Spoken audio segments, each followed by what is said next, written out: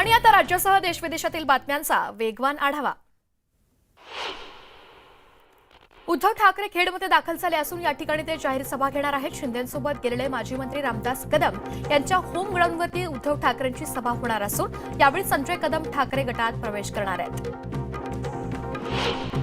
खेडमध्ये मुंबई गोवा महामार्गावरती रामदास कदम समर्थकांनी बॅनर लावले। कोकणचे भाग्य विधाता असे बॅनर्स लावण्यात आले।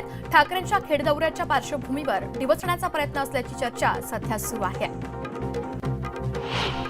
खेडमध्ये उद्धव ठाकरेंनी राजन साळवींसोबत संवाद साधला। एसीबी चौकशी दरम्यान दोघांमध्ये चर्चा झाल्याचं बोललं जात आहे। साळवींनी आपली कैफियत ठाकरेंसमोर मांडल्याचं बोललं जात आहे।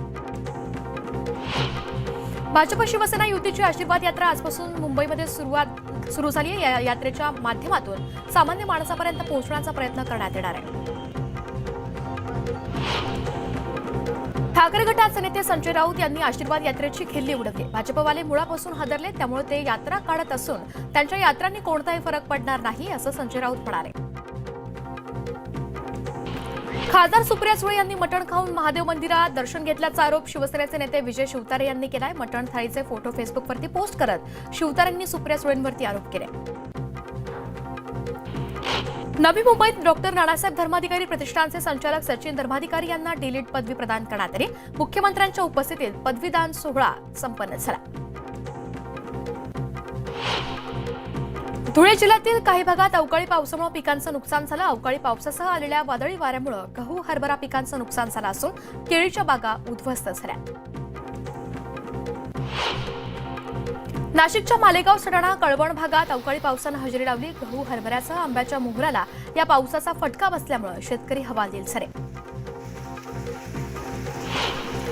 तासगावच्या चिंचणीमध्ये वादळी वाऱ्यामुळे द्राक्ष बागांचं नुकसान झालं। विलास शिंदे यांच्या शेतात स्टे तार तुटल्यानं द्राक्ष बाग कोसळली। यात त्यांचं लाखोंचं नुकसान झालं असून भरपाईची मागणी केली जाते।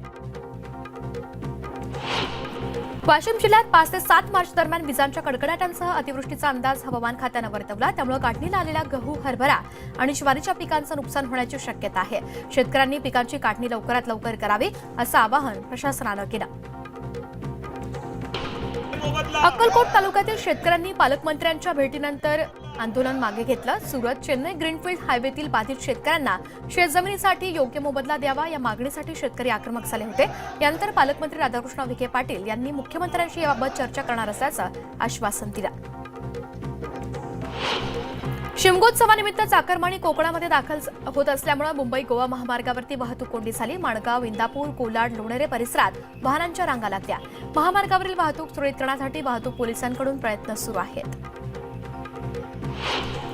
छत्रपती संभाजीनगरमध्ये नामांतर विरोधी कृती समितीनं साखळी उपोषण सुरू केलं। काल खासदार जलील यांच्या नेतृत्वात उपोषणवेळी असलेला जमाव आज गायब झाला। आज आंदोलनस्थळी केवळ 12 लोक उरलेत। दरम्यान मागण्या मान्य होईपर्यंत उपोषण सुरू राहील अशी आंदोलकांची भूमिका आहे। बुलढाण्याच्या सिंदखेड राजा शहराचं नाव बदलून जिजाऊनगर करण्यासाठी जिल्हाधिकाऱ्यांनी संबंधित विभागाकडे प्रस्ताव पाठवला। या नामकरणाला मा जिजाऊंच्या जाधव घराण्यातील वंशजांसह सिंदखेडवासियांकडून विरोध केला जातोय। सिंदखेड राजाचा इतिहास पुसण्याचा खाट सत्ताधाऱ्यांनी घातल्याचा आरोप करण्यात आला। सोलापुरातल्या मोहोळमधील जगदंबा देवीचं पुरातन मंदिर जमीनदोस्त करण्यात आलं। महामार्गाच्या अधिकाऱ्यांनी मंदिर जमीनदोस्त केल्यानं पोखरापूरचे ग्रामस्थ आक्रमक झाले। त्यांनी सोलापूर पंढरपूर मार्ग रोखून धरला। धाराशिवच्या कळंब तालुक्यातील ताळगाव इथे सार्वजनिक स्मशानभूमीत केलेलं अतिक्रमण हटवण्यासाठी मागणी केली जाते। यासाठी कळंब पंचायत समितीच्या आवारात काही जण उपोषणाला बसलेत। या दरम्यान एका तरुणाची प्रकृती बिघडल्यानं त्याला उपजिल्हा रुग्णालयात दाखल करण्यात आलं। माजी केंद्रीय मंत्री शिवराज चाकूरकर यांच्या चुलत भावानं आत्महत्या केली। देवघर इथं शिवराज चाकूरकर यांच्या निवासस्थानी आत्महत्या केली। आत्महत्येचं कारण अस्पष्ट असून अधिक तपास सुरू आहे। अभिनेता शिजान खानची जेलमधून सुटका झाली। तुनिशा शर्मा आत्महत्येप्रकरणी त्याला अटक करण्यात आली होती। अखेर 1 लाखांच्या जातमुचलक्यावर शिजानला जामीन मंजूर करण्यात आला। गर्भवती असल्याची माहिती दडवून ठेवणाऱ्या अल्पवयीन मुलीनं युट्यूब पाहून स्वतःची प्रसूती करून बाळाला जन्म दिला। नागपूरमध्ये ही धक्कादायक घटना घडली। यात बाळाचा मृत्यू झाला असून पोलिसांनी घातपाताचा संशय व्यक्त केला। वसईत 2 कारची समोरासमोर धडक झाली। या अपघातात 2 जण जखमी झाले असून त्यांना उपचारासाठी रुग्णालयात दाखल करण्यात आलं। अहमदनगरच्या राहता इथं कॅनॉलमध्ये पाण्यात अर्भक आढळलं. या प्रकरणी पोलिसांकडून अज्ञाताविरोधात गुन्हा दाखल झाला असून अधिक तपास सुरू आहे.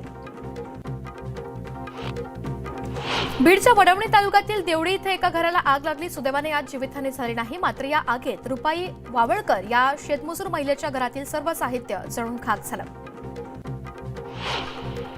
चंद्रपूरमध्ये स्थानिक विश्रामगृहाबाहेर एका स्पोर्ट्स बाईकनं वळण घेत असलेल्या एका बसला धडक दिली. या अपघातात 2 तरुण जखमी झाले असून भरधाव वेगात बाईक चालवणं या तरुणांना चांगलंच होवलं.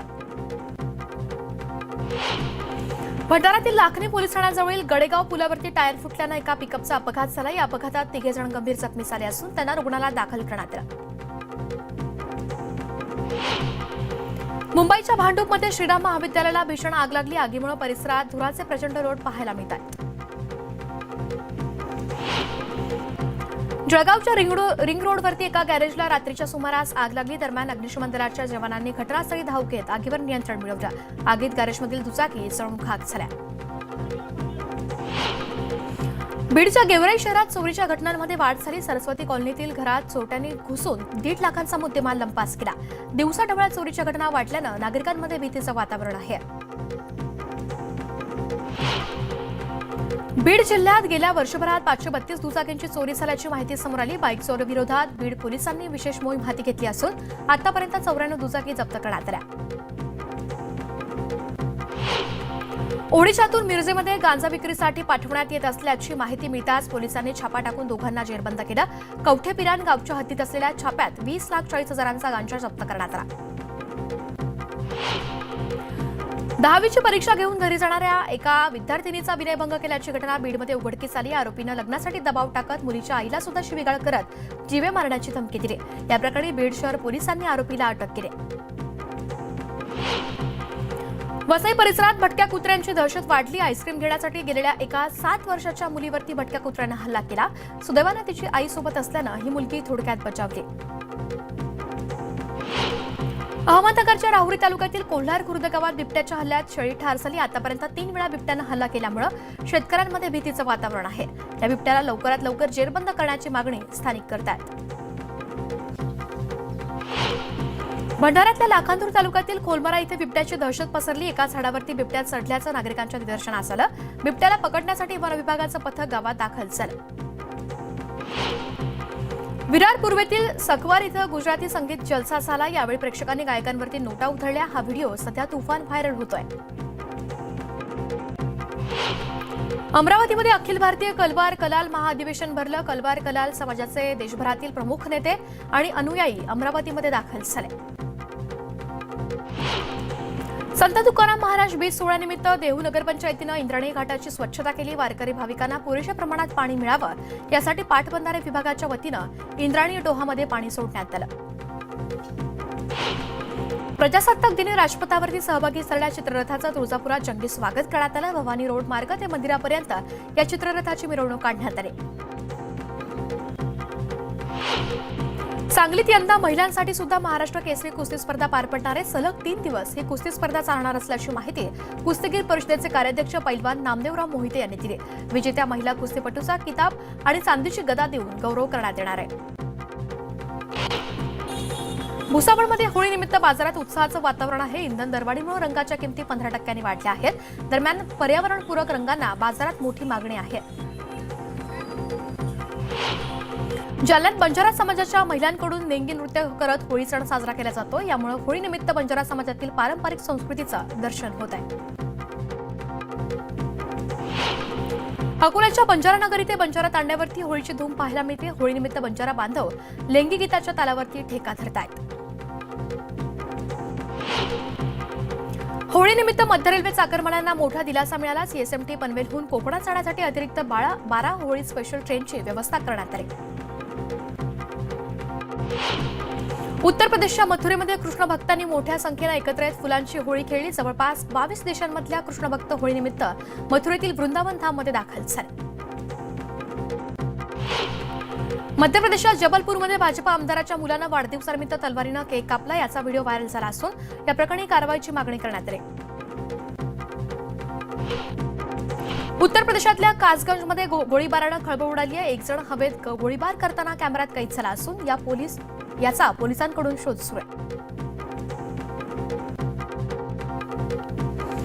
उत्तर प्रदेशातल्या बलियामध्ये रुग्णांच्या जीवाशी खेळ सुरू असल्याचा प्रकार समोर आला। या ठिकाणी होमगार्ड स्वतःच एक्स-रे टेक्निशियन बनल्याचं पाहायला मिळालं।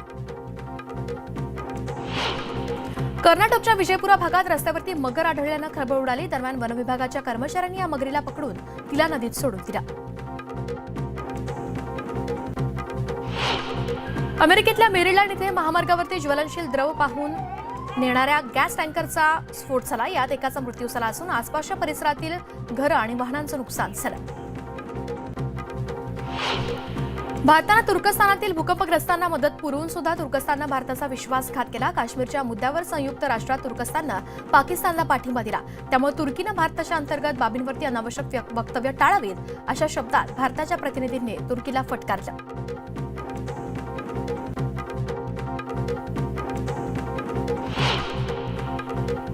बुलेटिनमध्ये एक छोटासा ब्रेक, कुठे जाऊ नका, पाहत रहा न्यूज 18 लोकमत।